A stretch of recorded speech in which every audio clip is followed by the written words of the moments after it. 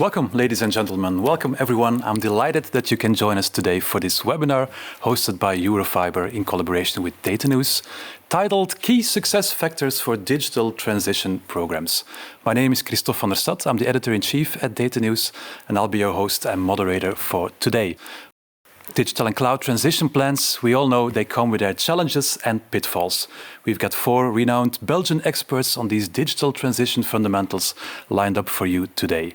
They will discuss, not me, how best to tackle these challenges while avoiding those nasty pitfalls. First of all, let me welcome Daan De Wever, Hans Witdouck, Laurens van Rijen and Jurgen Ingels to our studio. Gentlemen, welcome. I'd suggest to dive in right away. Daan, welcome. Daan De Wever, your group CEO at Destiny. I'll let you introduce yourself and your company, but I'm already adding a little question to it. How does Destiny help organizations in their digital transition? Okay, thanks a lot. I'm Daan De Wever. I'm the founder and group CEO of Destiny. Destiny is a cloud communication provider. We were founded in Belgium, but today we are we're active in Europe, mainly in the Nordics, Belgium, the Netherlands, and France. We have more as 2 million users on a daily basis working with our technology around communication. So we really try and help businesses to communicate via different channels like voice, social media, web, etc. Daan, according to you, just to set the scene already, what are the key fundamentals, or some of the key fundamentals to a successful digital transition? One of the key ones for me is even because we can speak about tools, but it's about people. I believe it starts with people, and that's one of the key things within the Destiny transformation, where we're starting with people, and at the end we will speak about technology, etc. It starts with people. It's a good one to start the discussion later on. Next to Daan, we have Hans Witdouck. Welcome. Good to have you too. You're CEO at Eurofiber Belgium. Same question for you. How does Eurofiber fit in the Belgian ICT ecosystem, and how is your company trying to help other organizations to a successful digital transition? Thank you. So Hans Witdouck, Eurofiber Belgium. We provide an open fiber infrastructure on behalf of B2B customers, but also service providers like Destiny, who are basically building their services on top of our network.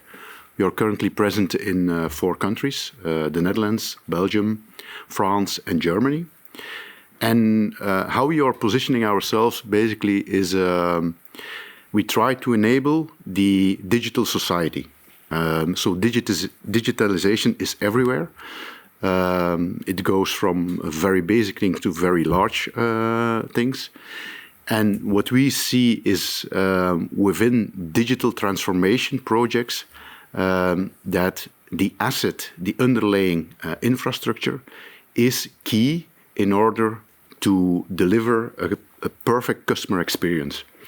And that's really our role in digital transformation at this very moment, enabling that digital experience, that excellent experience towards the user. You already touched upon this, but according to you, just the same question as I asked Daan already. What is the key fundamental for you? Well, the key fundamental is really thinking from the very beginning in your journey for digital transformation on what the infrastructure really can bring to you. Typically, it's a forgotten thing. If everybody is thinking about the application, what it needs to do for the end customer, but it's only at the very end of the project that people are thinking about the infrastructure. And most of the time, that's too late. So for us, it's really important thinking from the very beginning through what infrastructure is really needed to enable your project. It all starts with connectivity. Yeah, right. Indeed. So I'm switching sides now. On my left side, welcome, Laurens van Rijen. You're the managing director of LCL. Now, what kind of services or solutions does LCL has to offer, and how exactly does this help, or can other companies benefit? So my name is Laurens van Rijen. I'm the founder and CEO of LCL. For us, we are part of the digital infrastructure of a country. So we, with our data centers, we have 5 in Belgium, we can create on top of it all kinds of services for our customers, find solutions for our customers build a digital structure on top of it. They house the IT equipment with us. They need, of course, connectivity and also the connections to the cloud. So that's very important for our customers. And as LCL, we always try to think with the customer. So we try to create value for the customer because we think that's the best way to do the digital transformation. Mm-hmm. We've learned a lot, or we heard some key fundamentals already. Do you agree on what Daan and Hans just said? Yes, I think people are very important. People that can help us and our customers with creating solutions. Connectivity is very important in this world. Connectivity towards the internet, but also the local connectivity within the country. And there are many options. And I think in that way I can agree with them. Yeah. All right, thank you. Good to have you. And a fourth panelist for today is Jurgen Ingels. Jurgen, you're probably one of Belgium's most famous entrepreneurs and investors, no? maybe investor, but not famous, no. So could you just briefly tell us what is it? My background is actually, I was the founder of a technology company called Clear2Pay, which was in a fintech player, a bit avant la lettre. I sold the company in 2014 and then afterwards went back to my first love, which is investing in technology companies. And obviously, when you invest in technology companies, digitalization is something that's at the core of it. So today I run a private equity fund with some of my colleagues, and I'm really enjoying that. So. Mm-hmm. I read your bio, by the way. I'm well prepared. The bio on Twitter, it reads fintech addict, time squeezer, and scale-up freak. So you must have some unique points to share with us. But actually, it's the time squeezing is an important one because I really believe that successful companies are really companies that are able to squeeze time because getting things faster to the market is important. And if you think about squeezing time, I think there are two things that that are important there. It's your experience that you have on one hand because it can speed up time, but also technology I think can help you to speed up time. So that's also why I'm looking very much at digitalization in the broader way because digitalization can help speed up time, can help you to do things quicker and faster and more efficient. And I think that's also one of the reasons why I'm looking at digitalization in that way. Mm-hmm. Jurgen, out of your own experience, and that's quite a lot more more than 20 years, I think. Mm-hmm. How do you feel the business landscape in Belgium is evolving in terms of technology? Well, it definitely changed a lot. And I think if you look at the quality of our people, and I think that's the biggest thing that we have in Belgium, our engineers are quite good compared to, we don't have to be scared to say, well, Belgian people are not so good as the Americans or the Chinese or whatever. I think we are very, very good educated guys. And also the climate here is very good for entrepreneurs. So I'm not too pessimistic. I do think that we have to focus us much more on certain sectors, not try to do everything because we're a small company. So make choices in what we want to excel. But I think I'm not so negative in a way. Mm-hmm. Okay. Thank God for positive around the table.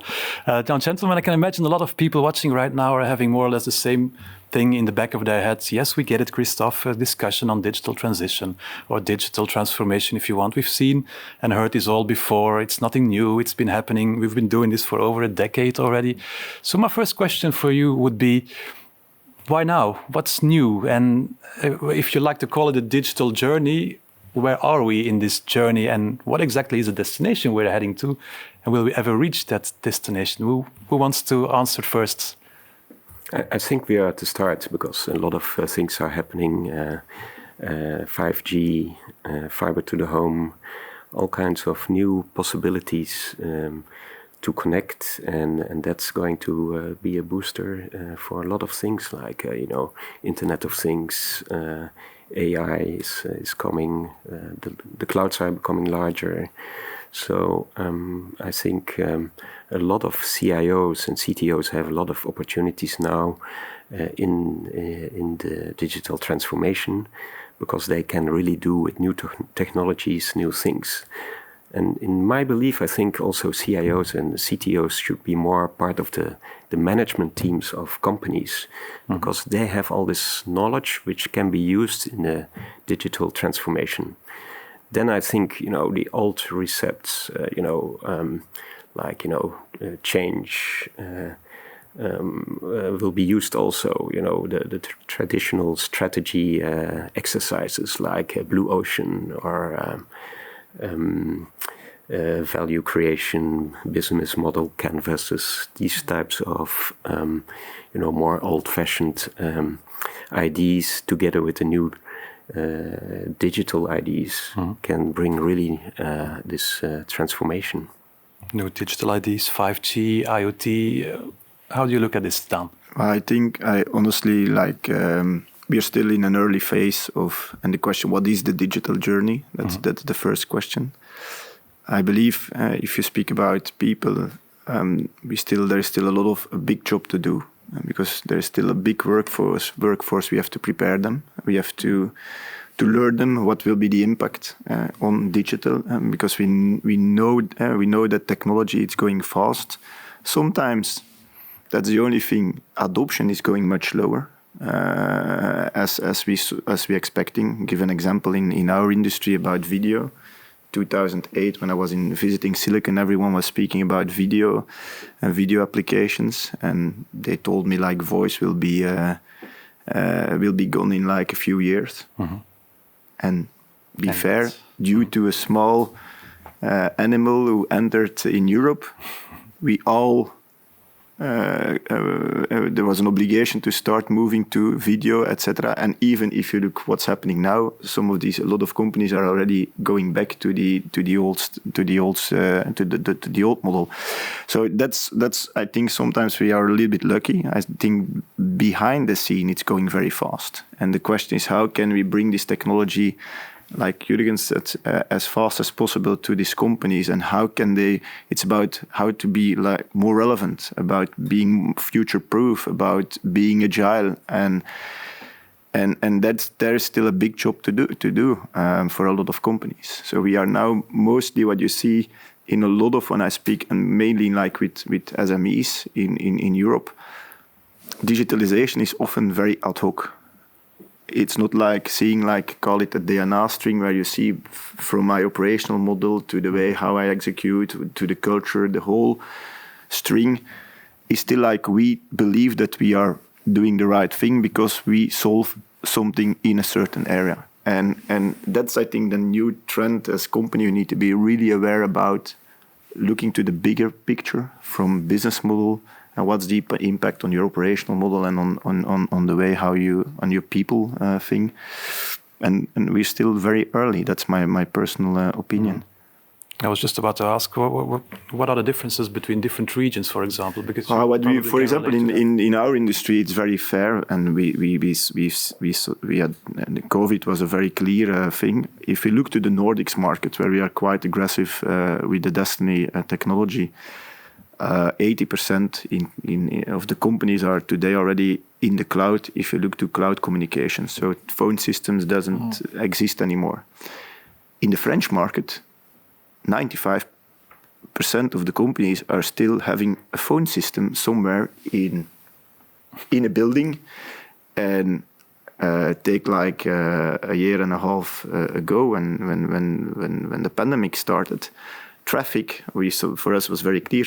Voice traffic went down with 45% in the French market. So companies, it was difficult for them to be reached because they had a system but still ad hoc.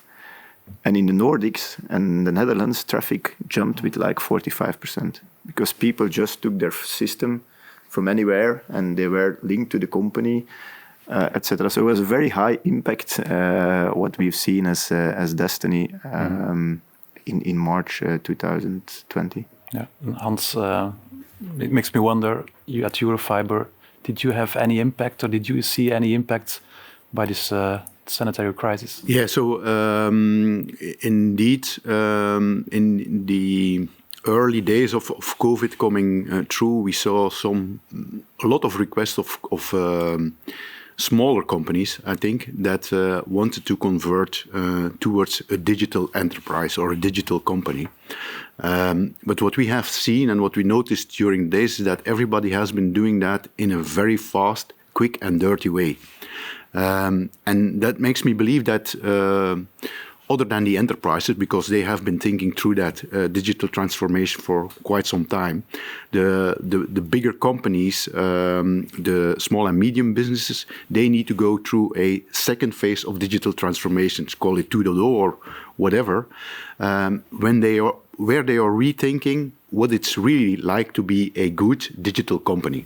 And this is what we see right now. So we are sitting together with a lot of these customers, thinking on how it's better to move to the cloud and not in a quick and dirty way. And I think that's important to know that everybody is now knowing that digital transformation and moving these processes towards the cloud, that this is the right thing to do. They've experienced that it can be done, that it even can be done quickly, but now it needs to be part of their daily operation, and it needs to be done better and better. Mm-hmm. Do you feel most Belgian businesses are already ready for this kind of notion?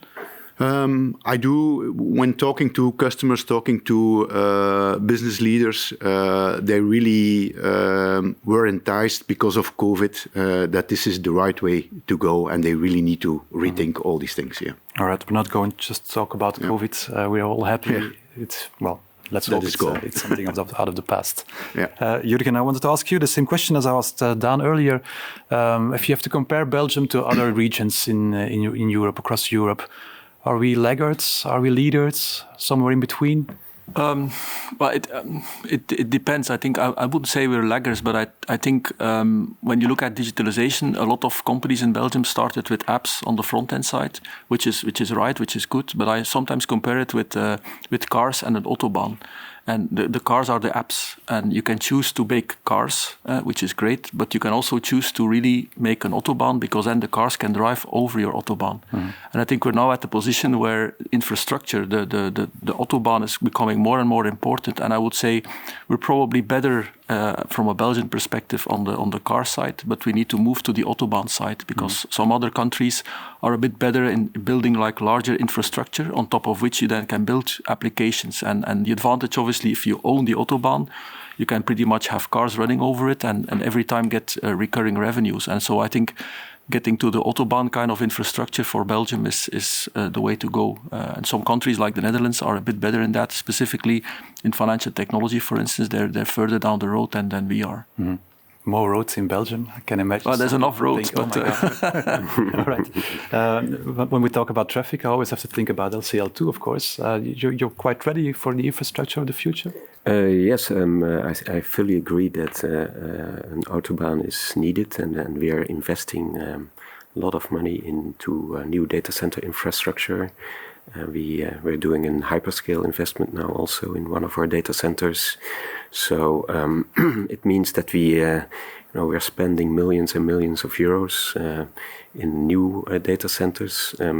We want also, as a company, become scale ourselves better. So we're getting at a better position in Belgium itself, I think. But it depends sometimes, in our case, of getting the permits, getting these things done. But we're really scaling it, and as a LCL, we will be ready to offer more space, more connectivity. And my feeling is also Belgium is getting on the map in Europe. Before it was always Amsterdam, Frankfurt, Paris, and London. We're in the middle. Mm-hmm. We're also in the middle of, let's say, where all economic activity happens in Europe. The Ruhr area, Randstad, London, Paris. So I think Belgian companies should benefit from this. And yeah. What do you think that needs to change if our country or Belgian businesses wants to improve their positioning, their digital positioning? I think they need to look more at possibilities of, the cloud providers, hybrid cloud, scale that better, think about AI, these kinds of applications. Yeah. Let's talk about the cloud, actually. And I'm looking at you now, Dan. We're not going into a deep technical discussion today, but just in general, what are the major trends happening now in cloud communication, cloud in general?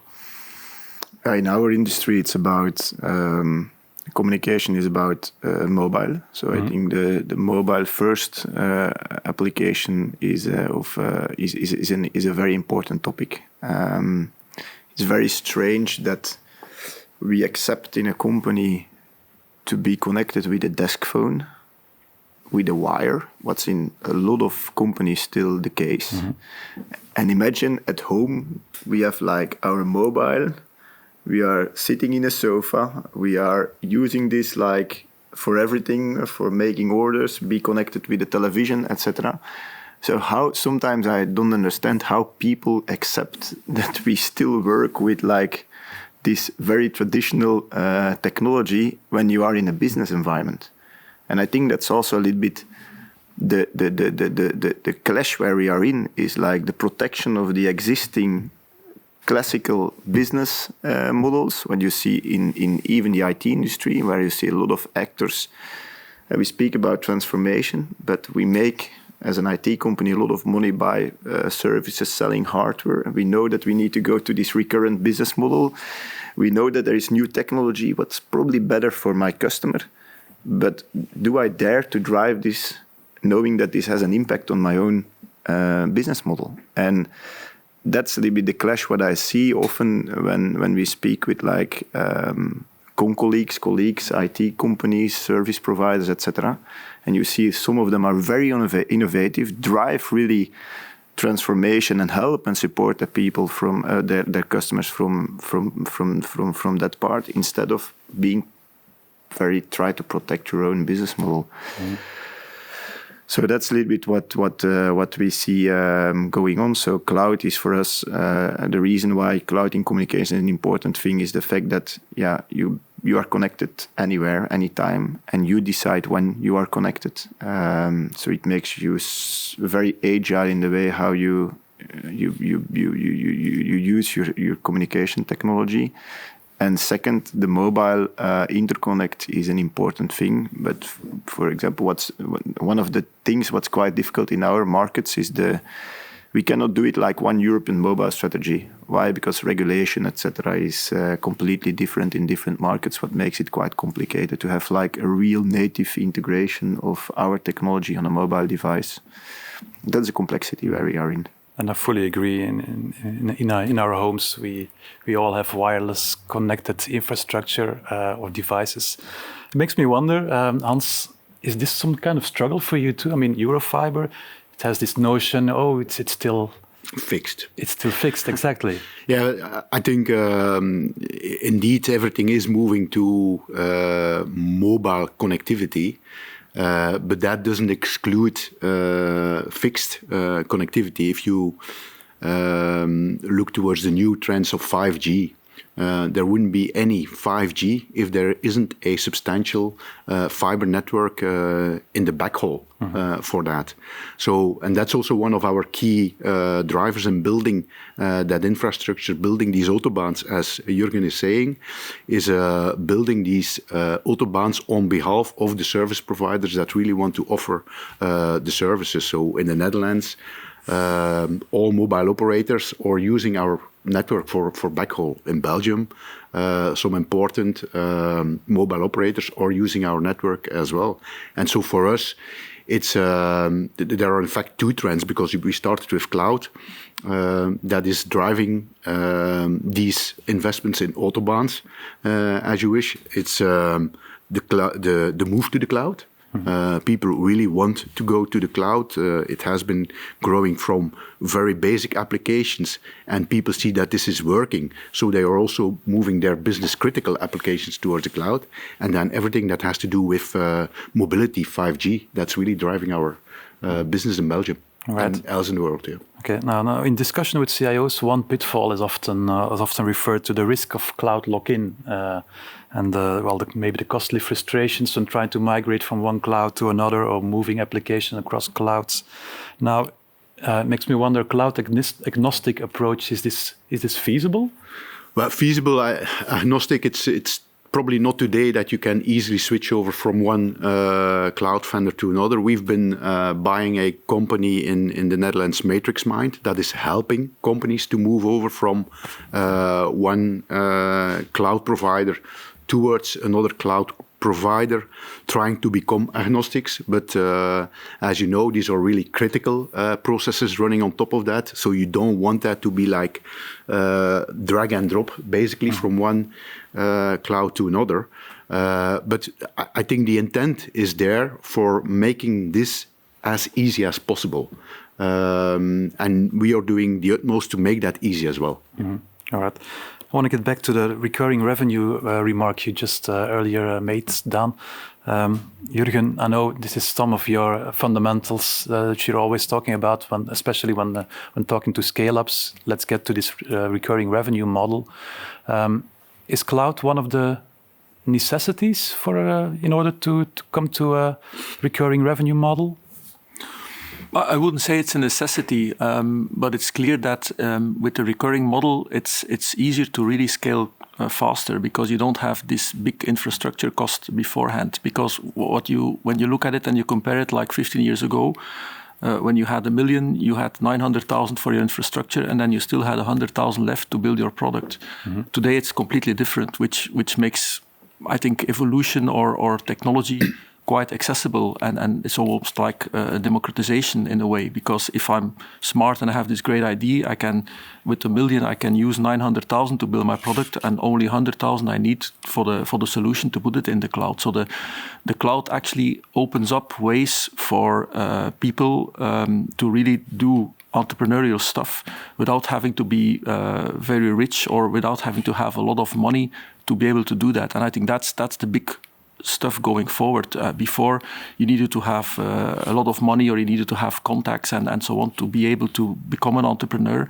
Mm-hmm. Today, if you're on your attic and you have this great idea, thanks to the cloud, you can just be up and running in 5 minutes. I'm exaggerating, but so the access to innovation and democratization is really important, and I think that's thanks to the cloud. Mm-hmm. All right. Now, I agree. All innovation will be in the cloud because it's so easy to do, and you can scale later on if it's needed. If it's not a success, then you just close it down. It's a completely new way of thinking. On the other hand, I think what you just said about the cost of cloud, of course, it's sometimes high, but that's the role of the system integrators, I think, to help companies, startups later on to have a look at, how do you manage this infrastructure? Maybe you can do a private cloud also, or you can use the managed service provider. And there's so many ways you can use the cloud. I think service providers have a role still, because you could think, if everything goes to the cloud, why do you need service providers or IT companies? So I think the role is there also to help companies with their applications. Mm-hmm. Now, talking about... Can I even add maybe because your question about recurrent, from a scaling and in investor point of view, I completely agree, because it's a nice model because it scales and cost of capex, etc., is going down, and infra. But I believe, and probably a lot of companies, if you look about digital, it's not about the great whole is not to be recurrent. I think digitalization is about what can it be for my company. And I think you have take, for example, what's happening now due to this pandemic, where companies were closed. The whole customer journey is completely starting to be different. Take a small shop, very easy example. Before, you were an owner of a shop, the door is going open and you close and open the door. You know where he was running, he paid. So at the end of the day, you had at least, maybe not all this data, but in your head you know that it was a good day or it was a bad day. and your shop was closed and the customer expecting a different journey from you. So you need to have like hybrid models, etc. So for me, about digital is not about being the recurrent model. A lot of companies are trying to make their models as recurrent and scalable as possible, but you have a lot of traditional businesses. They will be probably never recurrent, but like digital, will make that they are more relevant, that they are more agile, that they will be more fast to market, that they have a different experience to our customers, that they can be more operational effective, etc. So digital for me, and often that's what I see with HR. It was also a little bit, but it's like I call it HR for HR. No, digital at the end, a digital program is about how to create at the end a better business. It's not to be digital, it's not to be recurrent, it's not to be whatever. It's about how can we create better businesses, meaning better for my customers, better for my employees, more profitable, because that's at the end the final goal. But the recurring part helps in a way. Yeah, it helps very fast. Perpetual license, so you were really focused on trying to get this customer in, and then you sold them a perpetual license, and off you go, and then it went to maintenance, and you didn't see the customer anymore. I think with the recurring model, you're actually obliged to really every time again make sure that your customer wants to use and pay for your software, because every year you have to renew, and if he doesn't renew, you have churn, and that hits your model. So the whole way of thinking about, okay, my software needs to be showing added value to my end customer and making sure that the functionality of that product evolves is far more important than with the perpetual license, because perpetual license, you sold it and you said, okay, I need to do something for my client, but maybe we'll do it next year or 2 years or 3 years down the road because the maintenance percentage is too low to do a big chunk now. And so I think the speed at which things are moving and the stress it puts under or on organizations to make sure that their stuff really is interesting is quite higher. And I think that's a good thing, because that's about, well, the evolution, and it's about new stuff, basically. Is it also not about the mindset? Because it's mindset. For sure. In the last, and if I look to the Destiny case, we have like service providers, like a lot of mobile operators are customer of Destiny. Even in the Nordics, companies like Telia, etc., and even here in Belgium, we have like incumbents working with us buying technology. 10 years ago, SaaS was for them. No, we want to do it because the CTO was there and he decided to do it himself. You've seen a lot of major projects. They invested like millions and millions. You will see it in Euro businesses all. Millions and millions, they completely failed. And we have like still call it legacy customers. It's a wrong answer. But we have like still some providers still running on this perpetual with us. Yeah. And the good thing is that they are now asking us to bring it as a service, where it was like a few years ago impossible to touch this point because the CTO was completely, and also from the CEO, from the strategic, and now they see the value it can bring in operational effectiveness for them to be like where we as Destiny in this case can be like an innovation hub for them and be faster. And we see also the customers of the service providers who are using our technology in that case today with us are the fastest growing, not the old. But sometimes before, if you were a CTO and you wanted power in an organization, you need to have a lot of people, and so having people and also having stuff that you can show with a lot of lights and stuff like that was important. I think that has shifted to the better. It's not about people anymore; it's about delivering efficient tools to your end customer. Yeah. Mm-hmm. When talking about the speed of digital transformation. I promise not to talk a lot about COVID-19, but I have to ask anyway. Did COVID-19 really accelerate the digital transformation like it's often said? Or? Well, for the house garden type of applications, let's say video communication and so on, yes, it did accelerate digital transformation for those companies that really didn't have anything at all. So they all moved into a way of small digital transformation.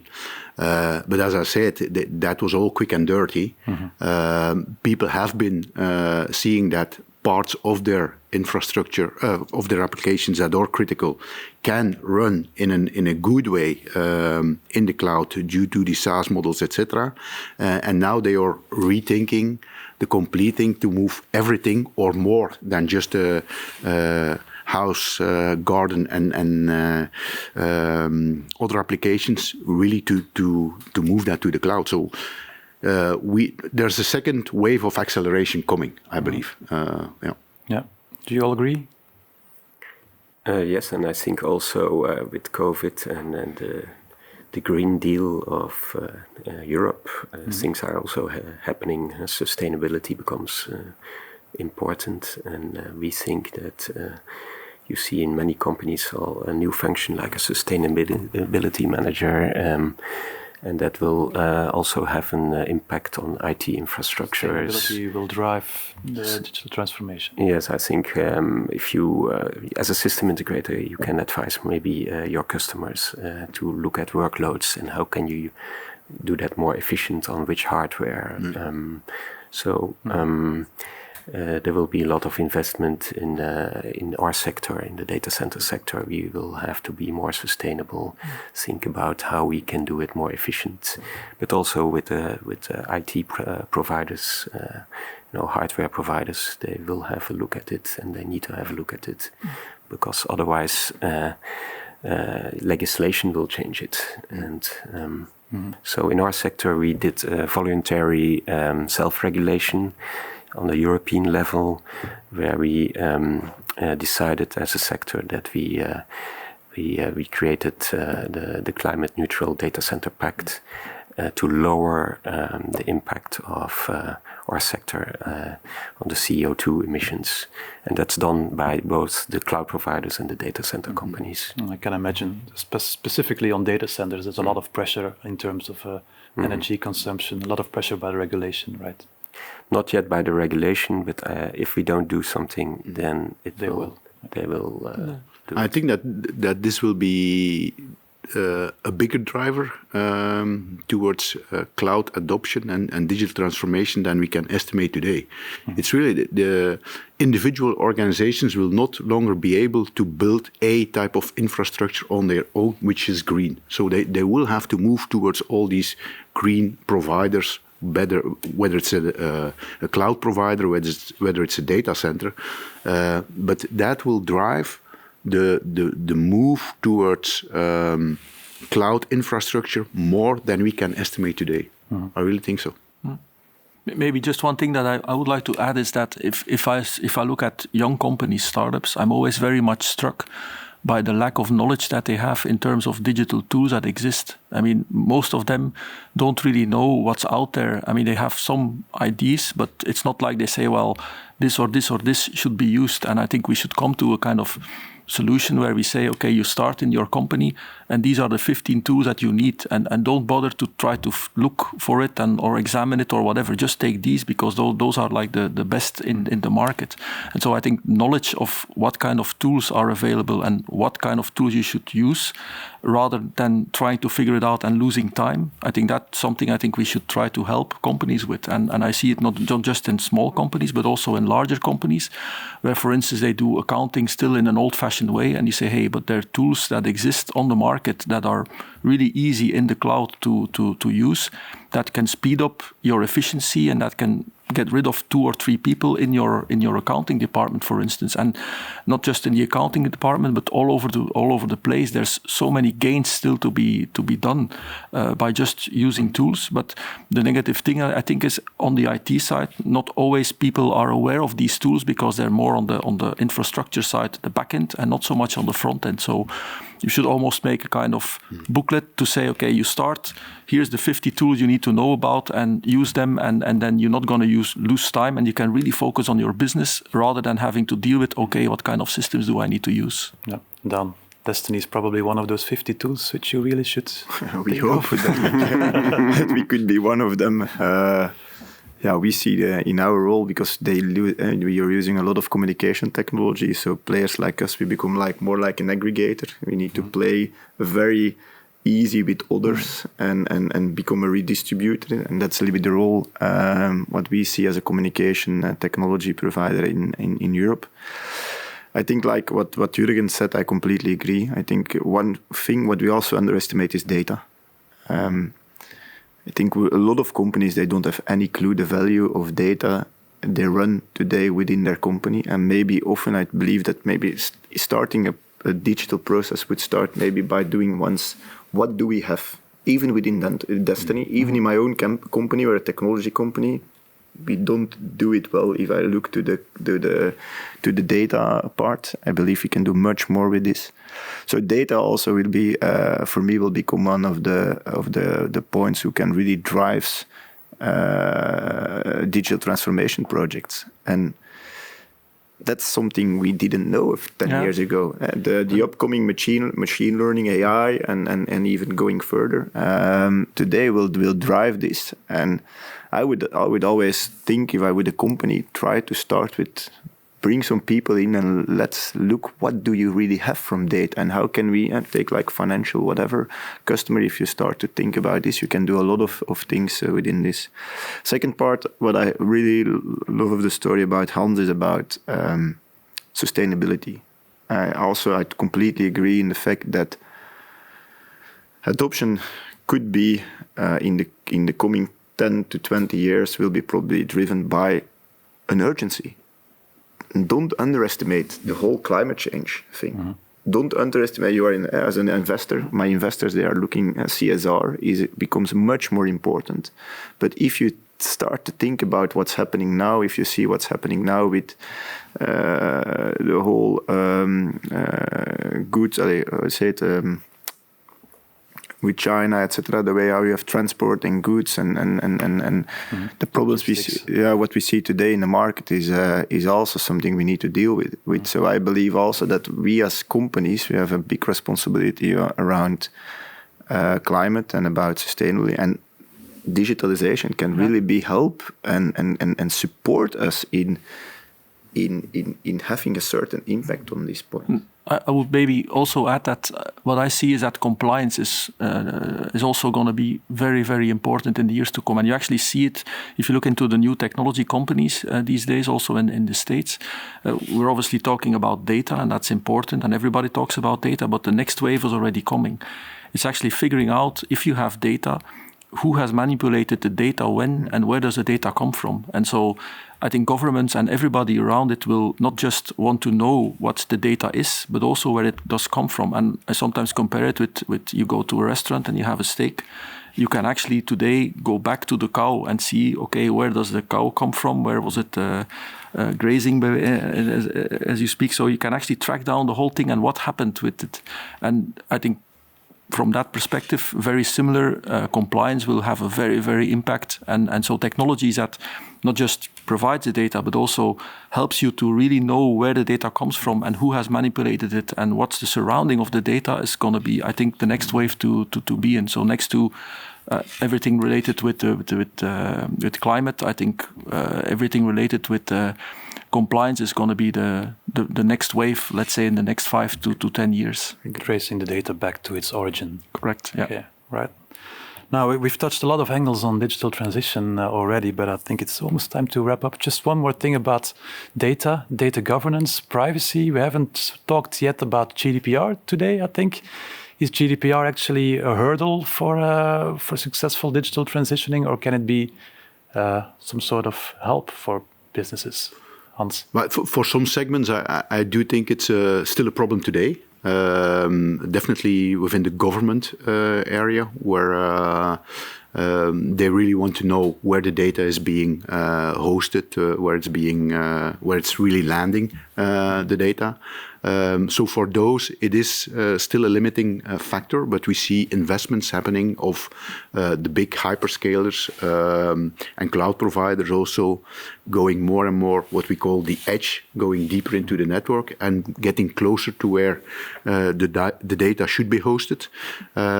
So it's still a limiting factor in a way, but I do think that most of the bigger players understand that they have to do something about that, and that the investments are coming the right way. Yeah. All right, gentlemen, I think it's time to slowly wrap up our discussion, but not before doing one more round around the table. I want to ask all of you, as some sort of key takeaway, if you would call it like that, to all people watching, for one final advice. Just really must do one advice on digital transformation, be it on a technological level, on a strategic level. Daan, I'm going to start with you. I'm so sorry, because I see you're still thinking. I'm still thinking because it's so broad, but what I believe is one advice is don't just, often digital is too much, in my opinion, linked to tools. So I think it's a combined about processes, people, and technology. And I would start with the people part and going from that part to processes and make sure technology, because I think we underestimate sometimes the impact of digital on our people, and that will make the success. If you need to transform your fully business within this, that would be for me a key advice. Don't underestimate this, and be focused also around this topic. All right, clear advice. Hans, your key takeaway for today? Well, I heard a lot of good things. What I learned basically is that we are in the middle. You have the Nordics that are somewhat ahead. We are in the middle. The South, it's somewhat in the back. But I hear a lot of intentions of investing in autobahns, investing in green. So we are getting there. For me, the number one thing that we should start thinking of is start thinking with the fundament in your head from day one. And I would like all of us to act as good Belgians. If we start building a house, we build a house today with a fundament that also can have a next level on top of it. Really, the fundament needs to be well defined, and that's what infrastructure is all about. The fundament needs to be there for doing the next big thing later on. All right, perfect. Laurens? Yeah, for me, we discussed it. Sustainability will be very important in the next year. Infrastructure, sustainability. What do you have to add, Jurgen? Well, I would say learning from others. I'm a big fan of learning from others. And we actually, with a couple of people in Belgium, we set up this small organization, Fast Forward, which is a non-for-profit. But the idea of Fast Forward is really to, on one hand, help other people to look at other companies, how they did digitalization, so that you can learn from it.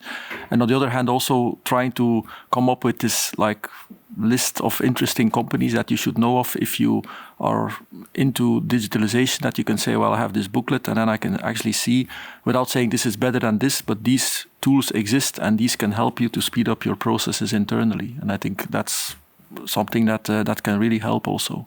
All right, great advice too. Now, it's a wrap-up, I think. Thank you so much, gentlemen. It was great having you. Thank you for the interesting insights and discussion. And on this note, I'd like to close today's webinar, Key Success Factors for Digital Transition Programs. I hope you at least picked up a few things, ladies and gentlemen. I want to thank you all for watching, and I hope to see you soon. Have a great rest of the day, and for now, bye-bye.